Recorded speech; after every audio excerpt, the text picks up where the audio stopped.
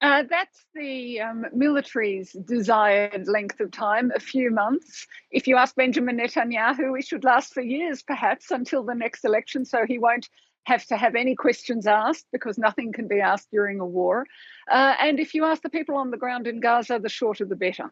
So I think that's an aim, if you like, of the military. It's not clear they will have that period of months. We know from what we heard from Jake Sullivan before he went into this meeting that his aim is to get more aid more quickly to civilians in Gaza, not just for it to pile up on the borders, but actually to get in, to be delivered, and to see an improvement in the situation of ordinary civilians in Gaza who are now piled into the south of the Gaza Strip, no longer in their own homes, displaced, many of them hungry. We heard from the United Nations today. And all of those things are things that America wants to repair or to fix in order to give Israel a little bit more time, but I don't think months, to finish this fight with Hamas. And Jake Sullivan then in Israel today for these meetings with Gallant, with Benjamin Netanyahu as well. But it's worth saying he's not the only American envoy who will be heading to Israel in the coming weeks. Several people are expected to go. So is the United States trying now to ratchet up pressure on the Israeli government? I think the answer to that is yes, because there's several coming just in the space of a couple of days before Christmas, the pre-Christmas rush. And we've seen is American pressure from the start. You know, Joe Biden's been here, Blinken's been here a number of times. That's the US Secretary of State. They attend war cabinet meetings. That's something that is not common at all from previous Gaza conflicts and previous wars that Israel fought over many years, over decades now.